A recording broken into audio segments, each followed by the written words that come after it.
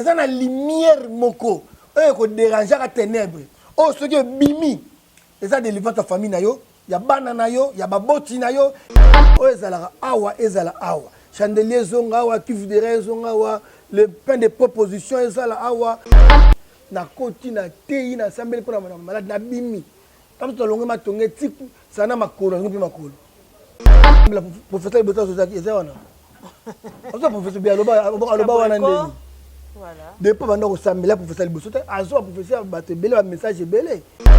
Comme je vous dis chaque fois, abonnez-vous massivement dans notre chaîne Kinshasa Monde TV. Dès mon boss Junior Diazo, un homme bien, un homme doux, un homme très calme.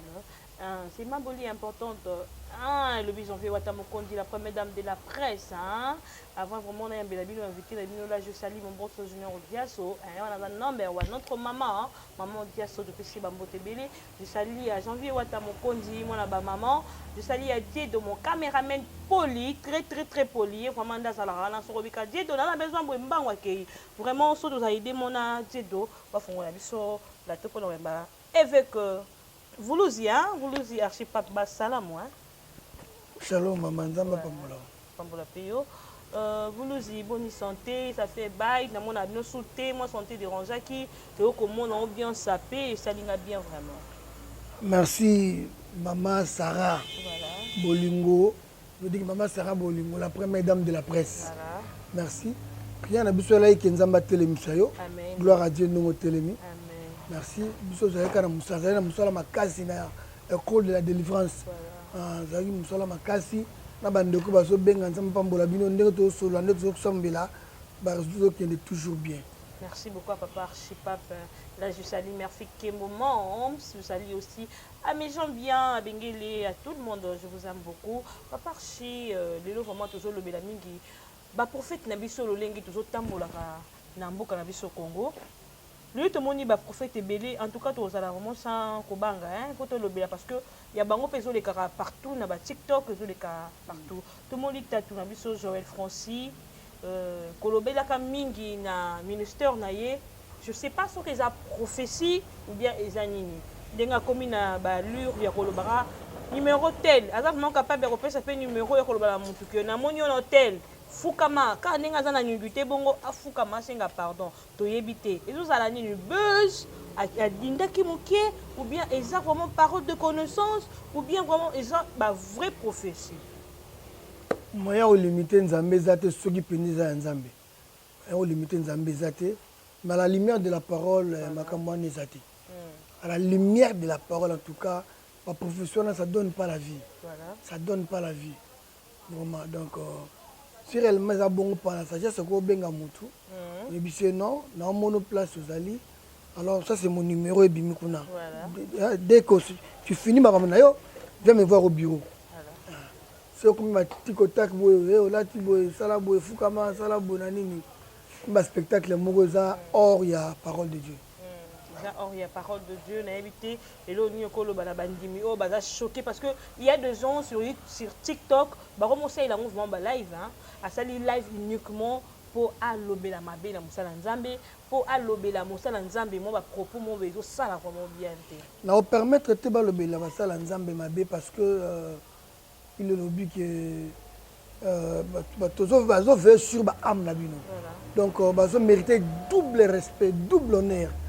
Que pointer doigt contre Moussa Nzambe, c'est pas bon. La Bible lobby que son Moussa Nzamba quoi cette fois Nzamba au télémisa. Donc tatouage quoi ya? Yo na yebité na ndenga do kendeli. Na lobby ndenge oyebisinga ya ba profession à la lumière de la parole na ondimangote. Na boyango katogarukma à la lumière de la parole. Et ça ba spectacle comme il lelo na ville à Kinshasa on m'a binde ba okina makamna ba. Ça ba spectacle ya lelo. Maintenant, qu'on pointe doigt ma baisse, monsieur Nzambe, vous savez là, live tout ça, et ça bien te sori et ça lio ma bé. Nengo yo kibongo. Je rendez-vous monaï. En fait, moninga na zaboye na boye. En tout cas, on a moné mukwane choqué nga ya ko expliquer en clair te biso mi balé. J'étais choqué par rapport à ça parce que le long ba ça Nzambe pas photo yeba. Makambo ne couper ça peut battre. Voilà. Ba te belé ba opengwa. Ba te belé ba zo taxer biso ba escroc ba aventurier ba kipide ba impédique. Tout ça na makambo yo. ozomona makambo ndozomona mutala nzambe komina ba difficulté bato bandima ngo. Ça peut arriver. Oh, namoni oza na hôtel MP na numéro 26. Pour la nini te kopesa message na bato mosusu pe baza na ba problème na bandako. Kopesa pe mutu pour nde okena ba hôpital, mutu aza na cas ya maladie ya makasi, ko bondela pona ye côté ya parole de Dieu. Ya kokena ka. Boso l'hôtel ngo minga okenda ka na makambo eza impurité. Ya ba hôtel, ya ba nini. Mais un peu sur tambour, un peu sur ville qui ta chambre 26 raté. Ya solo. Exact. Ah bon? Mais la monnaie baluka qui va monnaie qui chambre 26. Chambre 26. Je sais pas, la monnaie qui va balexon dans YouTube et tout voilà. Et batala bien. Batala bien. En tout cas ça fait mal papa Archie, bo meka ko sunga bana nzambe po ezokende bien te. Mingi ba komi ko kweya à cause ya ba biloko wana. Bon, yango nazolo baté, lelo oyo musala nzambe ko na ba difficulté, trop mi difficile ya ko croire, hein, ba on dit ma sur bisoté. On participer pour te lingi vato zongi samara likambu na likambu sika na yango to remettre tabernacle en place o ezala awa chandelier zonga awa cuve zonga awa le pain de proposition ezala awa pour le oyo cuve pain proposition et bimana on a parvi voilà mona donc des autres de côté na tabernacle force papa ya remettre en place. Merci beaucoup Voulouzi. Voulouzi nous qui appelle Moromboye Mutabenga Kinga Lobby. C'est une maman hein Lobby plus bazo les kalaba YouTube ba prophète, ba pasteur au monde benga en coulisses. Oh maman tinda mbongo maman boy na yebité na part na yo soki o memi ngo ndenge na motema est-ce que papa archi pas pla razo me masango malamu eza soki mutu abengi o landele prière eza ka fo mutu wana tindelo mbongo. Non. Quand tu as mon to ko pambola moto zo dépend na conviction ya moto ye moto tanga moni ba résultat na musala oyo salelié a pambola yo a pambola atako to sengité tam to sengi 500 ya kana kapso 3000 voilà tu vois donc les on a bi cupidité maman Sarah ko ti makasi o ma pena ke moto yo zara na poto ngala sambila pona yo ana kamati na bengi evangeliste Diedo na biyaka to le merola kana ezabu moni ngatu na benga ina passion yo ba do bete ba prophétie ezo sala ma mingi awa na Kinshasa trop maman pimisa mbongo pesa muto yo tala boye papa molimo na ngai akoti si akomisa pa molimo akosi ye na intérêt balé ka mbongo maintenant bozolia mbongo bongo vous détruisez votre ministère vous détruisez votre témoignage vous détruisez aussi à moana ezo e panzambe. Vous détruisez vraiment. Alors, il faut que Moussala Nzambe. Donc, il faut d'abord Bastala Nzambe, Baye Bandeto Ibara Kalake, Nzambe Moutapesa. Amen. Le Oyo, to longo la mise vers Dieu et vers les hommes. Voilà. Donc, quand ça y est, qu'on parle, Makana Mouto, ça est la prière. Or, auparavant, nous sommes Moussala Nzambe, 91, 92, 93, Nzambe, Nzambe, tu es baraké. À dimanche, on a qui mama na TI. Dimanche on a que sanatorium. Dimanche on a que Ngalima. Dimanche on a que Kinoise. Na koti na TI na sambele pour la malade na bimi. Comme tu longue ma tongue tiku sana makolo ngopi makolo. Comme tu na uta sana na zo na TI na TI. Ba penga mbongo na bozwa. Na yama kuna dinde ya terrasse quel médical na kata terrasse. Voilà. Catch médical na terrasse. Ce qu'on a la télé maman catch moko côté mo makolo ngulu. Mais de nos jours, ils allaient sauter. Au moins, on est. Archipape. Au moins, on est. Ça la passe. Papa Archi n'a habité na part na yo. Si au coquille peut arriver aux message ya moto. Au l'équipe na YouTube copé sa message wana ndeti lolengi ya prophète mombe amiral. Ou aleka ki na tangoke pour na koloba que comédien mon ko boy Pierrot aza PD a comme copé sa sima. Est-ce que en tant que Moussala Nzambe au cours de message à bongo l'équipe na YouTube au tandi yango etala ceux qui comédien on nani Pierrot Ndomba ça comédien sera même prophète de la justice ana ba preuve on ça je sais pas voilà faut pas courir se cacher derrière la prophétie yo lobango ceux qui Nzambe que non le frère Pierrot et PD ceci voilà ce que Nzambe yo muto ebisinga na obenga ye simba mutema na etanga koyama no bana andima atika ngoso za sol.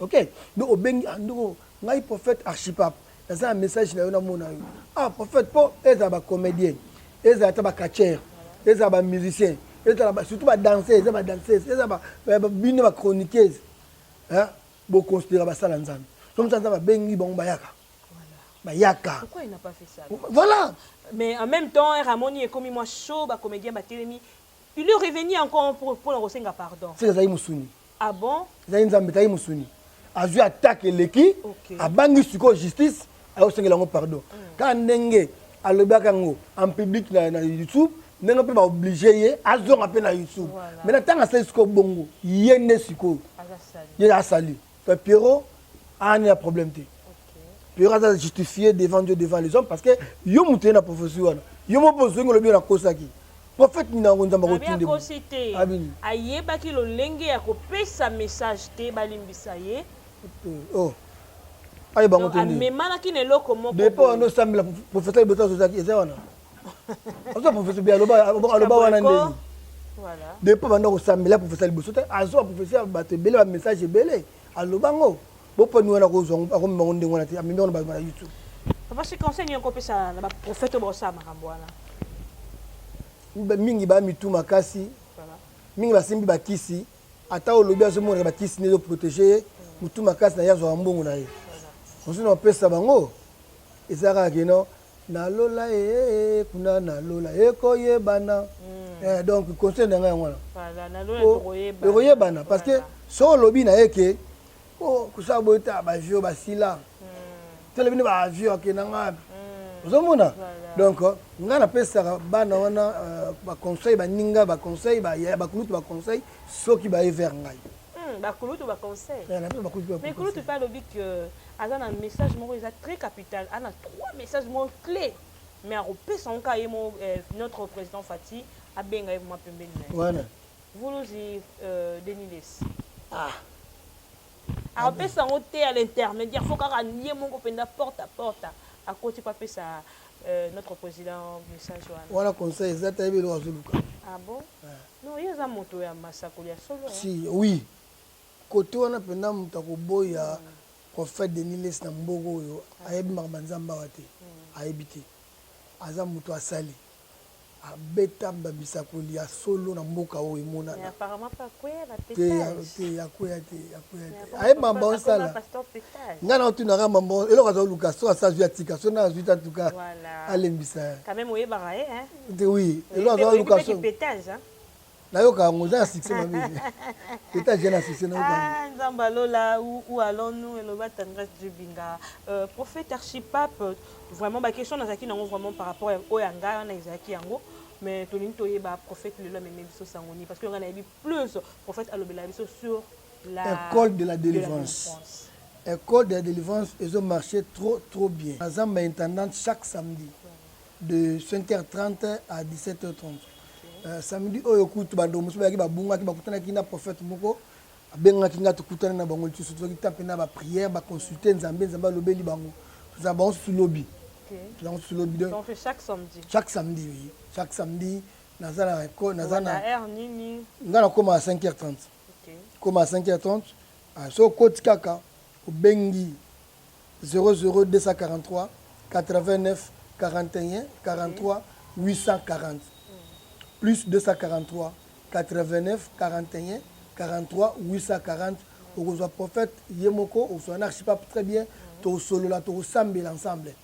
voilà à tout ça on a école de délivrance ils ont marché trop bien ils ont nazo kang ça va témoignage changement peso kota na oui oui et ça émission maman Sarah tout ça là ngo ezaka ba bazo témoigner misala nzamba au ça na école de délivrance nazo ko réunir ka ba témoignage ouais même aux wapi aux en France en Allemagne en Belgique en Hollande aux en États-Unis en Chine wapi benga na Canada benga plus 243 89 41 43 840.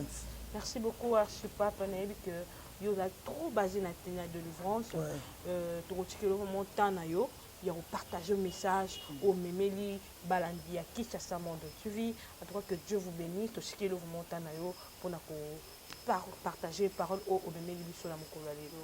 Merci beaucoup maman Sarah Bolingo la première dame de la presse. Merci na convalescence na yo nzamba zala na yo. Amen. Na Vous ligne. s'abonner, hein. Que Dieu vous bénisse. Les bien-aimés dans le Seigneur, shalom. La ligne de partager le Komoko dans Genèse chapitre 1, verset 4. Verset 3, peut-être verset 4. Dieu dit que la lumière soit et la lumière fit. Dieu vit que la lumière était bonne et Dieu sépara la lumière d'avec les ténèbres. Dans la créature Yanzambe, Dieu avait tout créé par ses mains. Plus loin, dans Mazoloba, ngai mutu na sala biloko nyonso likolo na se eza exister dans maboko na ngai. Il est notre créateur, il a tout créé. Mais quant à la lumière n'a pas été créée par le main de Dieu, la lumière a été appelée en existence. Toutes les choses du monde, ça a été créé par ses propres mains. Mais quant à la lumière, la Bible dit que Dieu dit que la lumière soit et la lumière fit. Donc la lumière a été appelée en existence. La lumière n'a pas été créée par la main de Dieu, mais la lumière était en lui. Et il appela la lumière en existence. Dieu dit que la lumière soit et la lumière fit. Et la Bible continue à Kolobaïke. Dieu vit que la lumière était bonne. Oh, gloire à Dieu. Dieu vit que la lumière était bonne. Et Dieu sépara la lumière d'avec les ténèbres. Cela veut dire que mutu nyonso nzamba keli. Mutu nyonso nzamba sali. Il y a un regard mon nzamba taïla. Il y a la qualité mon nzamba tchakati na ye. Si cette qualité-là est bonne à ses yeux, nzamba ko séparer na batu. Na biloko nyonso ko ya ko nuire et loko za na kati na ye. Dieu vit que la lumière était bonne. À mon que pour les allaient bien. Et ça qui est tellement bien parce que c'est pourquoi lorsque Jésus-Christ est venu sur la terre, il a dit, je suis la lumière du monde. Il n'a pas dit que je porte la lumière. Il dit, je suis. Il a conjugué ça, le verbe être. Alors, il dit, je suis la lumière du monde. Bien aimé, la likana ebiselo moko na ténèbres, na lumière, nous sommes créés dans Nzambe. Mais les deux, avec la même qualité. Lumière apporte qualité makasi. Yango Nzamba sépara qui est na ténèbres. Lumière oza katina yo, c'est la personne de Jésus-Christ. La qualité que tu as en toi, eza yeso zo mema. Semence ozanango. Voilà semence wana esengio osala ba mélange te. Déjà katina yo, ozana eloko nzamba che katina yo. Et ko nzamba ko linga to mélanger ngo na shema, na fétiche. O mélanger ngo na mabe, o mélanger ngo na kindoki. Ako séparer na yango si réellement eloko wana uté pa na nzamba. Et la personne qui a la lumière en lui, cette personne-là a difficile. Il y a un tu as croire naïe. Basi nyonso baso place à robot à mukoloana. Mais tant que Marie a yé babine pour nos maternité c'est tondi. Pour nos places exactes. Babimi c'est libanda, c'est parce que elle a porté en elle la sémence, la lumière. La lumière. Madame Samutu moko, yana loko mo nzamba che katina yo. Senga nzamba fungolo miso. Au découvrir semence nzamba katina yo. C'est alors qu'on compare qu'on se sépare yomoko na bateau na bango lelo, on se sépare yomoko na makambozo sala. Tant que mutu se conseille à bateau, et là tu te sunga ote, poso miye baté. Tant mutu on lengo me ma vie na yo, ozo mona ngo normal poso miye baté. Ça va comprendre que na kati na yo, eza na semence moko, eza na lumière moko, e ko déranger à ténèbres. Oh ce que bimi, eza délivrer ta famille na yo. Il y a banana yo, il y a baboti na yo, il y a délivrance, il y a nyonso au sala. Oko se séparer yo mona ba ténèbres belé. Mobalo rozana le roza pe ténèbres. Abungusi onzela. Demain moi se rozana elelo.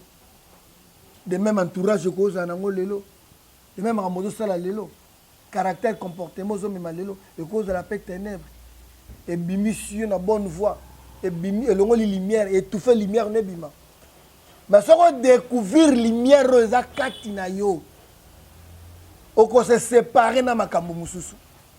Dieu vit que la lumière était bonne et Dieu sépara la lumière d'avec les ténèbres.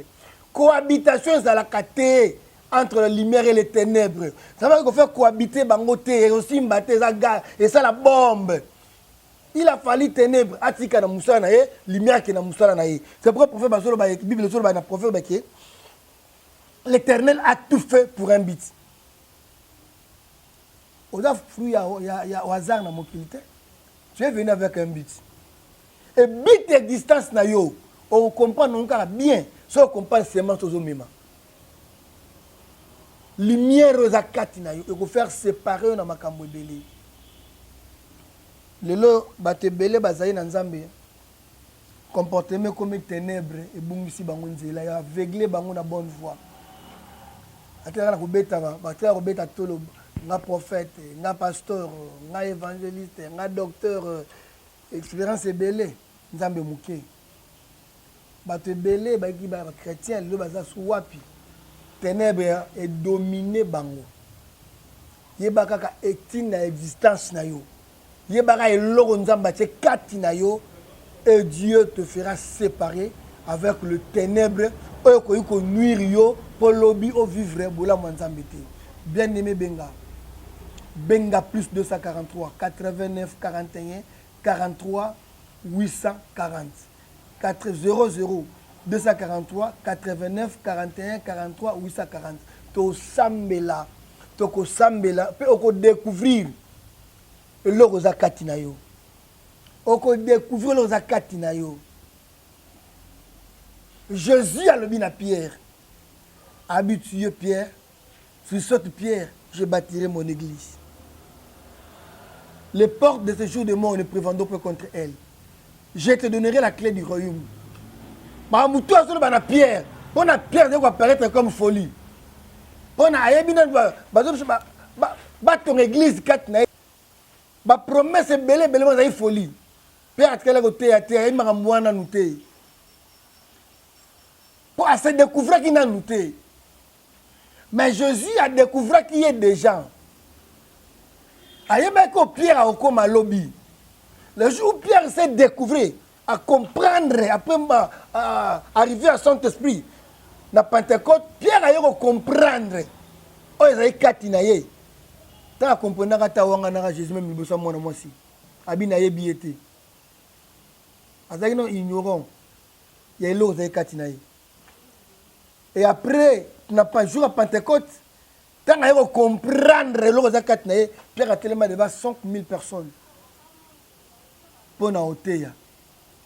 Et na mukolomoko il a gagné même plus 5000 âmes, 3000 âmes na mukolomoko. Parce qu'il a se découvert qu'il y a un ango. So le ban ba onyoko la yo. Pas malade zo onyoko la yo. So le ma kameno so bloqué pour se comprendre to yo zali. Peut-être c'est toi le Moïse de ta famille. Mais puisque je comprends que tu as quatre na yo, ma distraction belé. Laisse-moi te dire que vous avez fouillé à hasarder, tu es venu accompagner personne sur la terre des vivants, tu es venu marquer l'histoire de ton temps. Tu es venu laisser les empreintes sur le sable du temps. Ce n'est pas pour rien que Dieu t'a donné cette famille. Ce n'est pas pour rien que nous avons appelé son nationalité. Ce n'est pas pour rien. Tout le long de nous continuer à vivre, à battre là, à vendre là.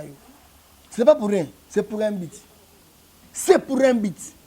C'est pourquoi bien aimé, on y est biso lelo. Lelo. Et on y est Lucas se découvrir.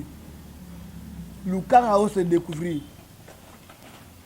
Puis le quand héritier, as un bébé, a bénéficié d'un héritage na été. Au cause à la wana, ozana biloko nzambe ebele na nzoto. Mais ozana nous bébé na spiritualité, ozana nous bébé en esprit, ozana nous bébé na makambo ebele, ozako se limiter. Na oyo zo mona. Ténèbres et dominer yo. et dominer. Et inversement, les ténèbres ne régneront pas toujours. Mais ça continue à régner. Les ténèbres ne régneront pas toujours. Oui, merci. Mais ça continue toujours à régner, ces ténèbres-là, sur toi. Ça continue à régner sur tes enfants. Ça continue à régner dans ta maison. Ça continue à régner sur tes activités. Ça continue à régner dans votre santé. Ça continue à régner. Les ténèbres ne régneront pas toujours. Les ténèbres continuent à régner. Vous savez pourquoi? C'est parce que nous, on se découvrir. Et ça n'est l'eau ça katina yo il faut bima. Il faut bima. Nzambe ya sa luliango.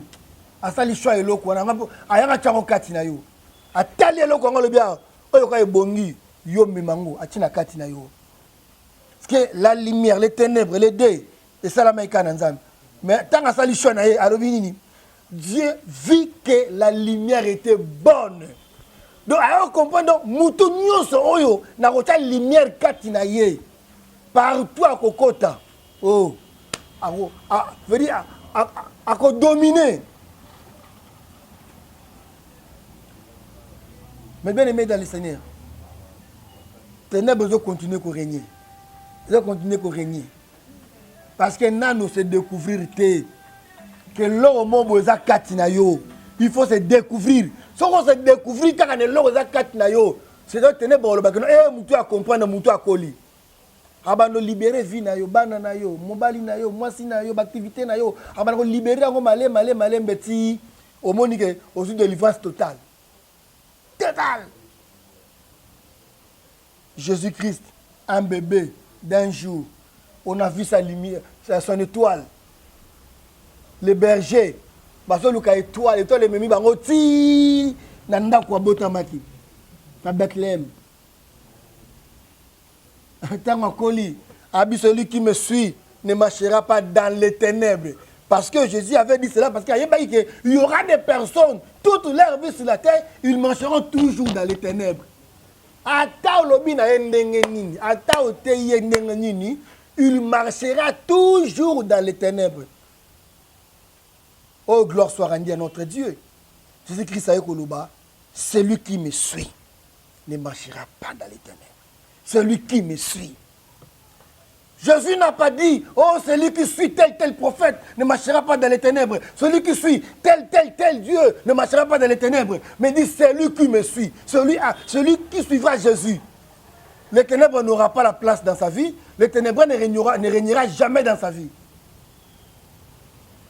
C'est bien de prononcer des versets. C'est plus mieux de vivre la réalité de ces versets-là dans ta vie. Ça le plus meilleur. Dans le verset, maintenant vivre la réalité, il fait la version dans la vie. Les ténèbres ne régneront pas toujours. Tant que tu es là, régnera-t-il. Au moment où tu as régné, tu as des déceptions dans l'Ibal. L'Ibal est bon changer. Basi bon aussi. Tu as le nombre de communes. Benga na col de la délivrance. Benga. On se découvrir. On se découvrir très bien. Proverbe chapitre 16, pour verset 4. Il le dit, l'Éternel a tout fait pour un but. Même le méchant pour le jour du malheur. L'Éternel a tout fait pour un but. Même le méchant pour le jour du malheur. Il a tout fait pour un but. Nzamba sali mobali pour un but. Comment moi c'était? C'est pour un but. Asala moi c'est pour un but. Comment mobali te maman? Dieu t'a créé moi si une femme pour un but. Pour un but.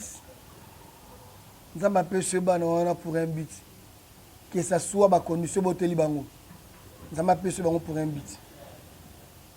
Pour un but. Ce qui maman, il y a présent Félix, alors on a présent Félix, alors on a présent la famille naïte. C'est pour un but. C'est pour un but.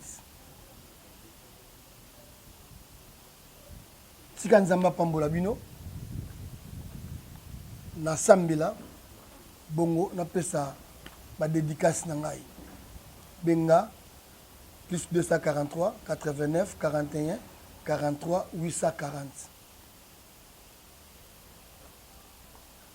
Nzamba bomoi na kombo na Yesu bénir peuple na yo oyo bauti koyoka exhortation oyo au nom de Jésus ngolu na yo etambwa likola moko na moko mutu nyonso oyo akolanda Kinshasa Monde TV akoti na kati ya mateya oyo amona ba effet produire au nom de Jésus au nyonso kotana problème de solution au nom de Jésus. Merci pour ta grâce, merci pour ton amour au nom de Jésus-Christ. Amen. Ba dédicace na ngai ba big dédicace nde ba lubaka na pesi yango na président Junior Diaso toza mwa bon noir ngambe boye mwana nzambe pambola yo ba dédicace na ngai na mama Sarah Bolingo, la première dame de la presse congolaise africaine même na kati ya Kinshasa Monde TV. Pesi mbote na ngai na mon frère Janvier Wata bambote na ngai na évangéliste Diedo Diazo évangéliste moka bien makasi ya bien makasi nzamba pambola ozalaka boye na pesi bambote na ngai belé na mama Nicole Kayembe mama sociale na Bruxelles na pesi mbote ebele na couple Tango Kiangebeni Tango na prophétesse Dorcas na kati Deborah na kati ya France na Orléans mbote na pasteur Samaka na Paris mbote na mama Gal na Paris mama Gal Kinsuka mbote mingi mama Gal Kinsuka na Paris mbote belé na bandeko nyonso balandi biso pesi mbote nzamba pambola chaîne na biso ya Kinshasa Monde TV kende liboso bandeko nyonso bolandi nzambe apambola bino prophétesse Esther Omari nzamba pambola yo musala malamu mbote na ngai ekei ebele na bandeko nyonso tika nzambe ya Lola mama Mata Pichuna nzamba pambola yo nzamba Lola pambola bino na bosani te mama Benitoko nzamba pambola yo. Merci, que le Seigneur vous bénisse.